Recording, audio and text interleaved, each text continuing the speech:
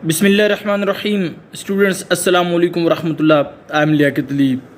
Keep in your mind students के जब हम पढ़ रहे थे 2004 में एफएससी जब हमने स्टार्ट की तो उस वक्त हमारे माइंड में एक बात बहुत उभरती थी, वो ये कि हम ये समझते थे, चूँकि अल्हम्दुलिल्लाह स्कूल साइड पे भी एक ब्रिलियंट स्टूडेंट के तौर पे एक्ट किया था कि किसी तरीके से हमें कोई बंदा जो इसकी ओरिजिनल टेक्स्ट बुक है उसकी कोई ट्रांसलेशन बता देना तो हम ये सारा खुद ही कर सकते हैं बस। और इसमें कोई हमें थोड़ा जो डिफ़िकल्ट टर्मिनोलॉजीज़ हैं अगर कोई उसके बारे में थोड़ा बता दे तो ये फिर तो हमारे लिए कोई मसला ही नहीं है, हम इसको खुद ही मेमोराइज़ कर लेंगे।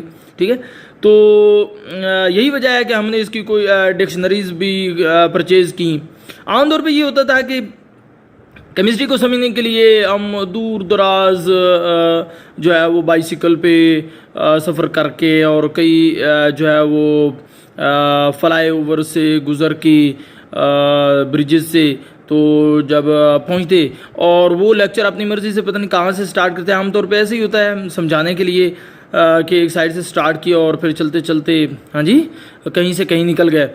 और हम ये चाहते थे कि यार, और फिर जब वापस आते और बुक खोलते तो बड़ी टेंशन होती कि यार ये तो किसी और अंदाज में शुरू हो गया है और चीज़ें कोई आपस में मैच नहीं करती थी। तो बहरहाल वो लैंग्वेज इशू जो है वो उर्दू मीडियम से इंग्लिश मीडियम वाला वो भी अपनी जगह खड़ा होता और कुछ चीज़ें जो हैं वो क्लियर होती और कुछ चीज़ें जो है वो आपस में कोई रिजेम्बलेंस या ममासलत नहीं खाती थी। तो बहरहाल वो जो हम चिल करना चाहते थे केमिस्ट्री को और इसकी टेक्स्ट बुक को और लैंग्वेज को वो नहीं कर पाए। तो मैंने सोचा क्यों ना स्टूडेंट्स आजकल लॉकडाउन की वजह से घर बैठे हुए हैं और वो बाकायदा कोई केमिस्ट्री स्टार्ट नहीं कर रहे और उनकी ख्वाहिश है कि कॉलेज ओपन होंगे तो तभी होगा। तो मैं ये कहता हूँ कि भाई अभी से स्टार्ट कर लें और बाकी जहाँ तक इशू है इसमें लैंग्वेज का और बाकी जो थोड़ी टफ टर्मिनोलॉजीज़ का वो हम आपका ख़त्म कर देते हैं। देखें, इस तरीके से वीडियो बनाना मुझे कुछ ज़्यादा अच्छा नहीं लग रहा क्योंकि ये कोई लेक्चर मेथड तो नहीं ना, दैट इज़ जस्ट और रीडिंग और इस तरीके से चीज़ों को समझाना भी कदरे मुश्किल है। तो बहरहाल एक यूनिक वे पे मैं हमेशा बिलीव करता हूँ, एक नायाब तरीका ठीक है लेके चलें और उसमें कोई बात नहीं है कि एक टीचर की वर्थ जो है वो मुतासिर होती है किस हद तक उसकी साख या नहीं होती, लेकिन ये कि स्टूडेंट को समझ आनी चाहिए। बस मेन ये फोकस है कि स्टूडेंट अगर अंडरस्टैंड कर पाता है तो मैं कहता हूँ कि ऑल ओके। तो स्टूडेंट्स आइए मैं इसको रीड करता जाता हूँ, जहाँ कहीं कोई मुश्किल वर्ड आएगा वो बता दूँगा और कोई टर्म जो आएगी साथ ट्रांसलेशन भी होती जाएगी, वजाहत भी होती जाएगी। तो आइए स्टार्ट करते हैं। रब्बे ज़िदनी इल्मा, दुआ ज़रूर पढ़ लिया करें, दुरूद पाक एक दफ़ा आयतल कुर्सी जब भी नशिस्त लिया करें तो ये ज़रूरी समझें क्योंकि इस पे ये होता है कि जो है वो आपका दिमाग फोकस हो जाता है। आमतौर पर हम मुंतशिरुल ख्याल होते हैं ना, स्कैटर्ड थिंकिंग के साथ चल रहे होते हैं, तो फोकस करना, कंसंट्रेट करना ये बड़ा लाजिम है।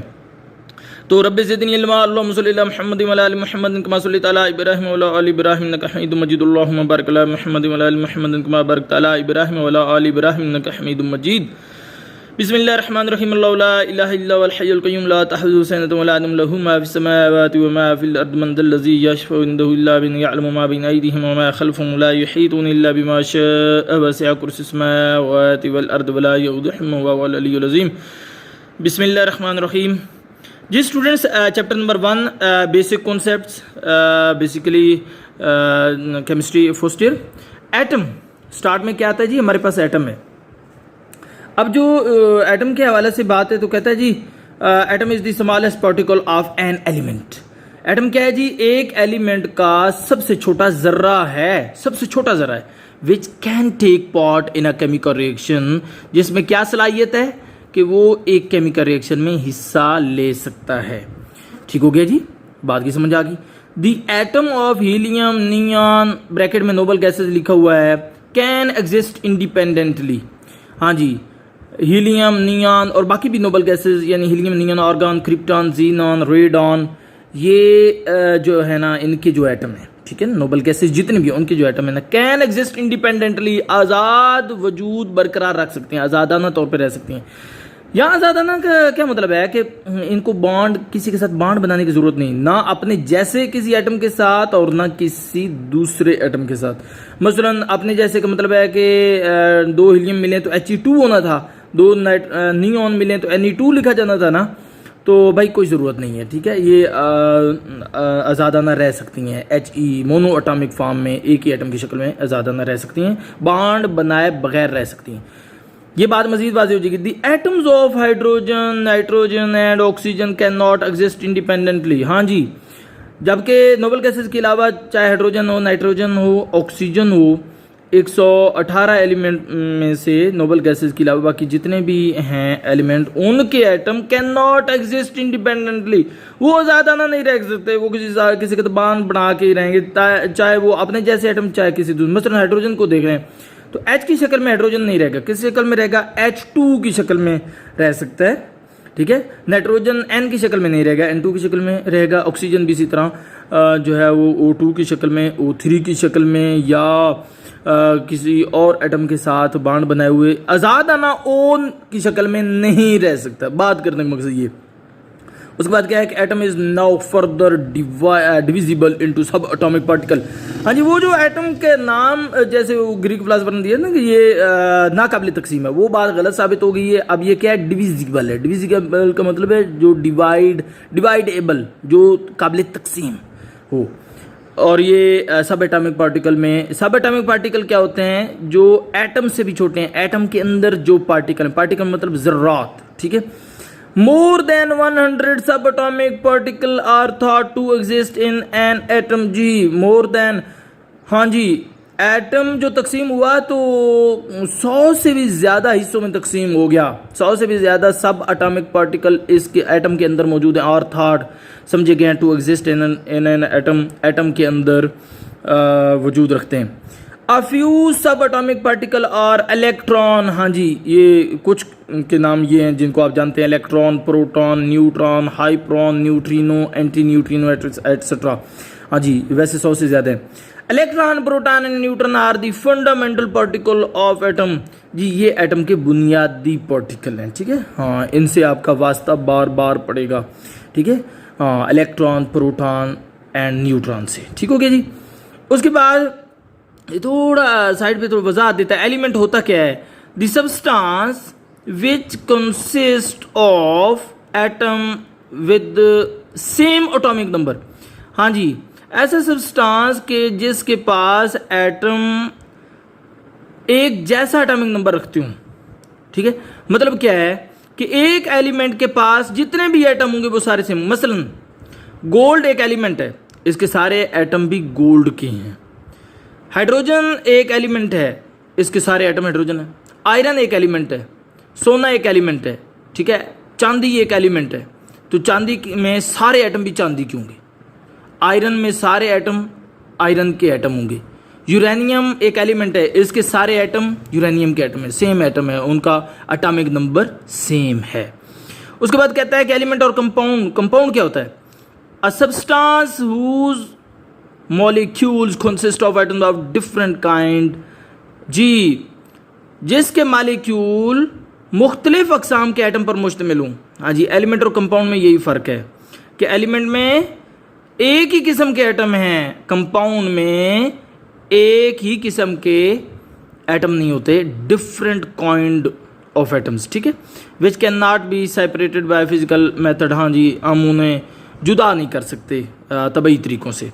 मसलन कार्बन डाइऑक्साइड, तो इसमें देख लें सारे एटम सेम तो नहीं, कार्बन का एटम भी है, साथ कार्बन का अगर एक एटम है, साथ ऑक्सीजन के 2 एटम भी हैं, तो ये कंपाउंड हो गया। H2SO4, तो इसमें हाइड्रोजन का एटम है, सल्फर एलिमेंट का एटम भी है, ऑक्सीजन एलिमेंट के भी एटम है, तो इसमें क्या है जी, डिफरेंट काइंड ऑफ एटम्स मौजूद हैं, ठीक है। लिहाजा ये कंपाउंड कहलाएगा, एलिमेंट नहीं कहलाएगा, ठीक है ना। एलिमेंट के लिए क्या है कि सेम एटम, मसलन He, H2, S8, ठीक है ना। हाँ जी, तो एक जैसे अगर हैं एटम तो फिर वो एलिमेंट है, अगर डिफरेंट एलिमेंट हैं फिर वो का कम्बिनेशन है डिफरेंट एलिमेंट्स का, फिर वो कंपाउंड है। ओके जी। उसके बाद आगे हिस्ट्री की तारीख़ है एटम की। अर्लियर कॉन्सेप्ट, हाँ जी, बहुत पहले जो नज़रिया था वो किन्होंने दिया था? ग्रीक फ़िलासफ़र्स वर्क, ठीक है ना, जो यूनानी फ़िलासफ़र थे उनका। ये फ़िलासफ़र जो थे ये फ़लसफ़ा ही देते थे और फ़लसफ़े का ताल्लुक़ एक्सपेरिमेंट से नहीं होता। लिहाजा ये जो केमिस्ट्री थी ना यूनानियों की, ये कोई तजर्बाती केमिस्ट्री नहीं थी, ये कह लें कि एक फ़लसफ़ा था जो वो दिया करते थे, ठीक है, एक ख्याली चीज़, ठीक है। अर्लियर इट वॉज थॉट, शुरू में ये सोचा गया that matter was made up of simple, हाँ जी, मैटर जो है, मैटर किसे कहते हैं भाई? जो चीज़ वजन रखे, मादा, जो चीज़ वजन रखे जगह घेरे। मेड अप ऑफ सिंपल, जो बनी हुई है सादा, इंडिविजिबल पार्टिकल और नाकाबिले तकसीम ज़र्रात से, ठीक है। ये कॉन्सेप्ट भला कैसे आया?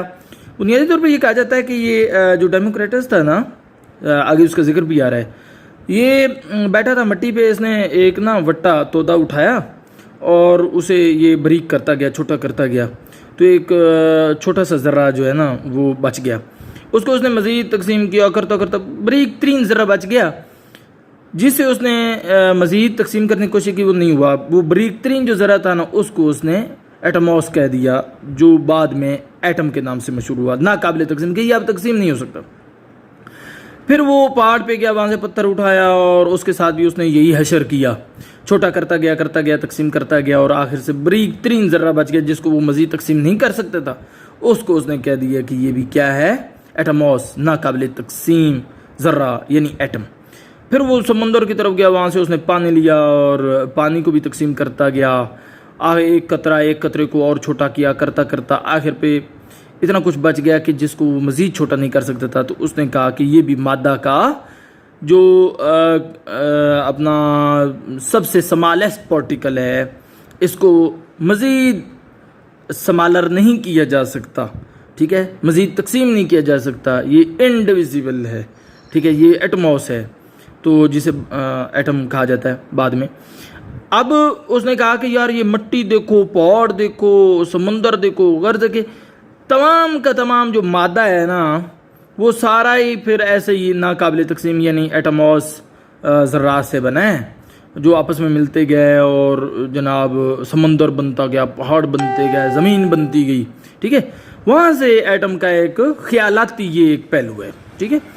तो ये आगे लिखा हुआ, ग्रीक फिलोसफर थॉट, फिलोसफर ने सोचा that matter could be divided, कि मैटर को तकसीम किया जा सकता है into smaller and smaller unit, ठीक है, पार्टिकल, छोटे से छोटे ज़र्रात में, जैसे मैंने कहा कि वो छोटे करते गए।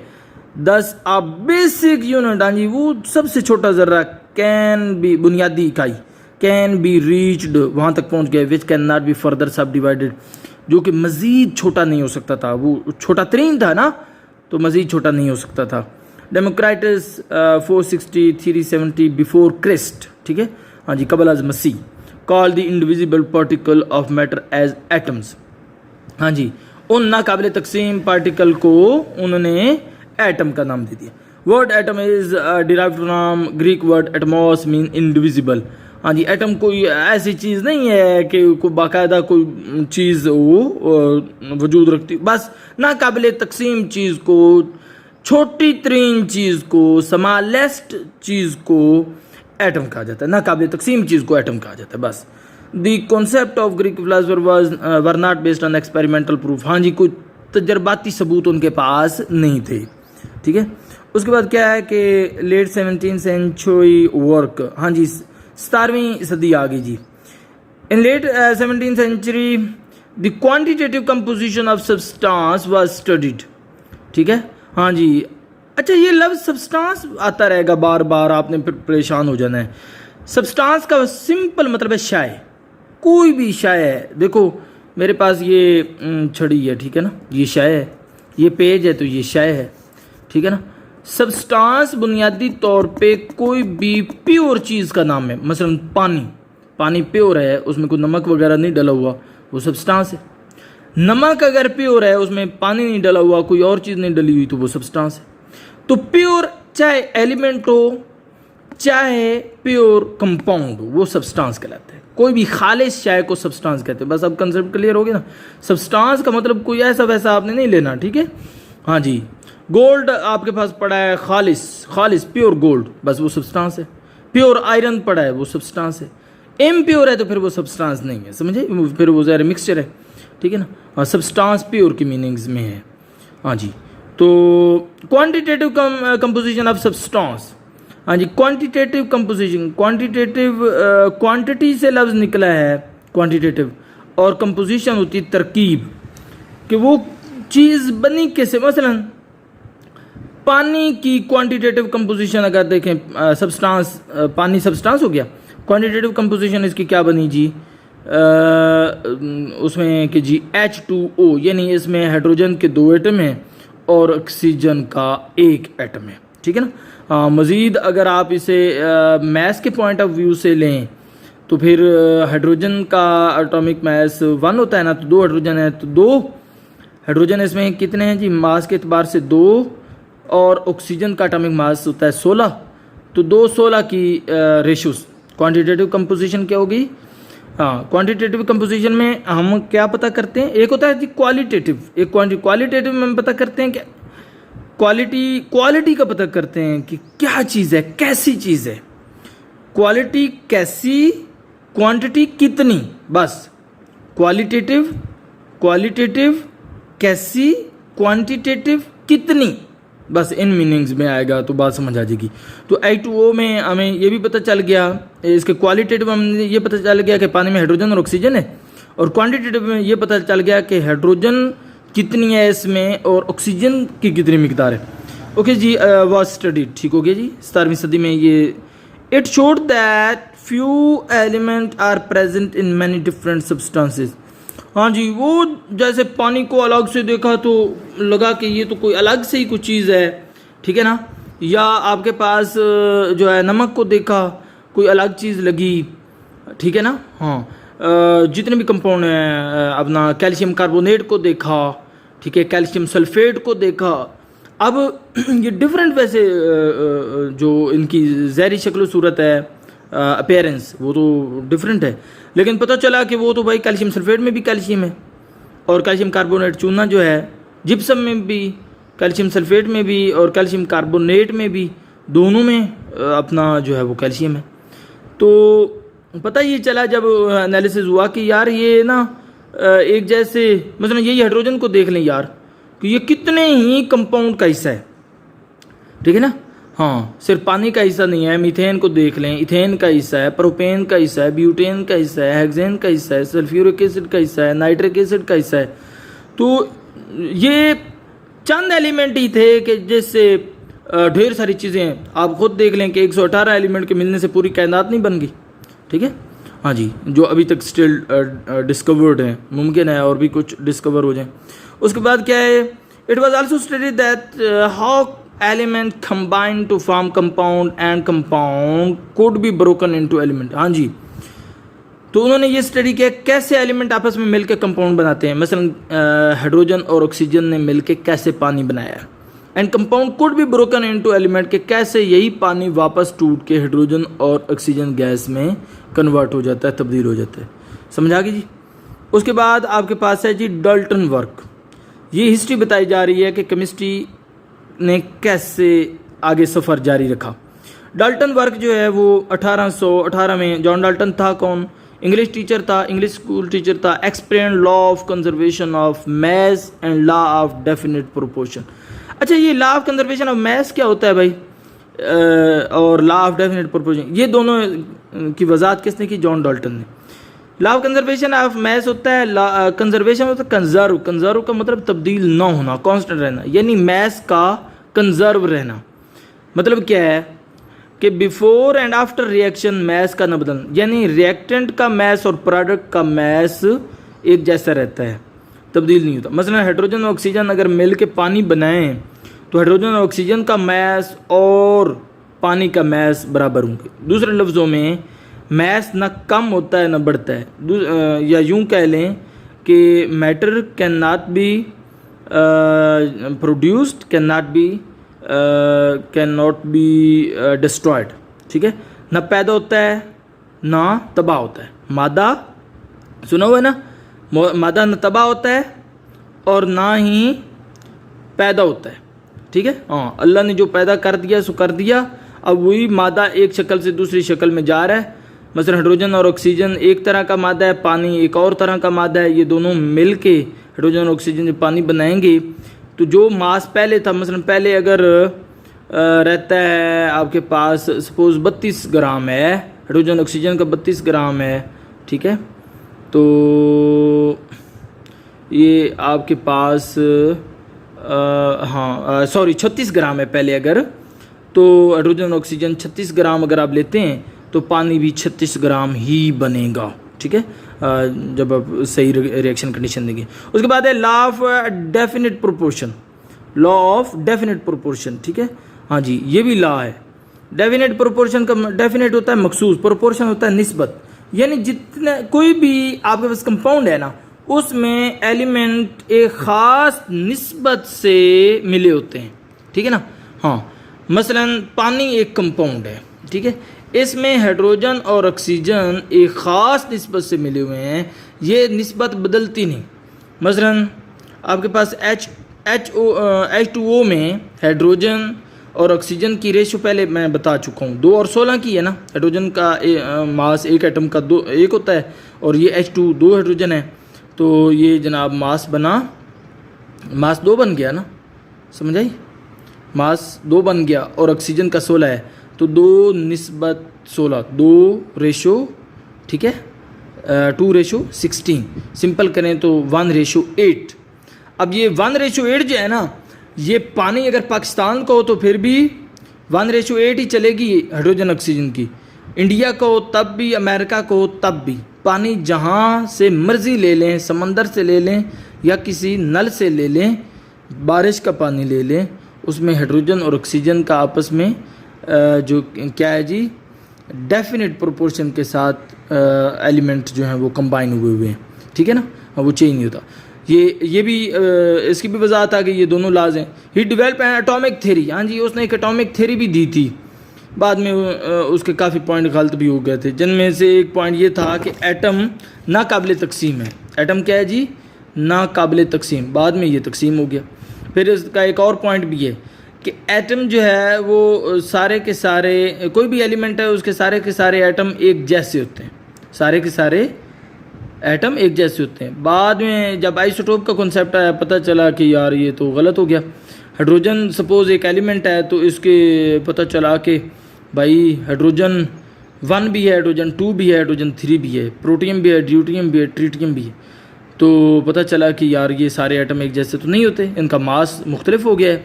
हाँ जी, हैं तीनों एटम हाइड्रोजन के, लेकिन तीनों का मास डिफरेंट है, 1 2 3, समझे। हाँ, तो ये भी उसका जो है ना वो नज़रिया गलत हो गया था। एनीवे जी, अकॉर्डिंग टू उसके आई थिंक 5 पोस्टुलेट थे, जिसमें से जो है वो 3 आई थिंक सो गलत साबित हो गए थे। According to main postulate of Dalton theory, all matter is composed of atom of different element. हाँ जी, तमाम का तमाम जो मादा है ना, ज़मीन से लेकर आसमान तक जो कुछ आपको नज़र आता है, इज़ कंपोज्ड ऑफ, बना हुआ है, ऑफ एटम, एटम का of different element, different element के एटम का बना हुआ, विच डिफर इन देयर प्रॉपर्टी, जो जिनकी खसूसियात मुख्तलिफ होती हैं आपस में। उसके बाद क्या है जी, Berzelius work, a Swedish chemist J Berzelius determine atomic masses of element. हाँ जी, ये एटॉमिक मासेज जो एलिमेंट्स के हैं ना, मसलन हाइड्रोजन का हम 1 कहते हैं, कार्बन का 12 कहते हैं, ठीक है, ऑक्सीजन का 16 कहते हैं। अब ये जो एटॉमिक मासेज है ना, ये पहले भी मालूम किए गए थे, लेकिन जे बर्जिलियस ने, जो कि एक स्वीडन का रहने वाला केमिस्ट था, कीमियादान, ठीक है, 1779 से 1848, उसने ठीक तरह से भी पैश की थी एटॉमिक मासेज की। Many of his values were close to modern values of atomic masses. हाँ जी, उनकी काफ़ी वैल्यूज़ जो है ना आज की जदीद जो एटॉमिक मासेज की वैल्यू उसके साथ मुमासिल रखती हैं। Berzelius develop the system of giving symbol two elements. हाँ जी, एलिमेंट को जो सिंबल है ना, ठीक है ना, सोडियम का Na, क्लोरीन का Cl, हाइड्रोजन का H, ठीक हो गया जी, हीलियम का He, ये जो सिंबल है ना, ये भी बर्ज़िलियस ने सिस्टम डेवलप किया था, ठीक है। हाँ, ये शुरू से हाइड्रोजन का H नहीं था, या जितने भी एलिमेंट हैं, नियॉन का Ne नहीं था, ठीक है ना। हाँ, गोल्ड का Au या सिल्वर का Ag शुरू से नहीं था, ज़ाहिर है ये बाद में दिया गया। वक्त के साथ साथ चीज़ें जो हैं वो इम्प्रूव होती जाती हैं, बेहतर होती जाती हैं। ठीक हो गया स्टूडेंट्स, थैंक यू। इंशाल्लाह नेक्स्ट लेक्चर में हम आगे बढ़ेंगे। इसमें कमेंट ज़रूर कीजिएगा जो चीज़ें आपको ये वाकई तरीका आपको अच्छा लगा है तो ठीक है, अगर इसमें बेहतरी की ज़रूरत है तो कमेंट बॉक्स में ज़रूर कमेंट कीजिएगा। Thank you for watching, if you like it please subscribe it. अल्लाह हाफिज़।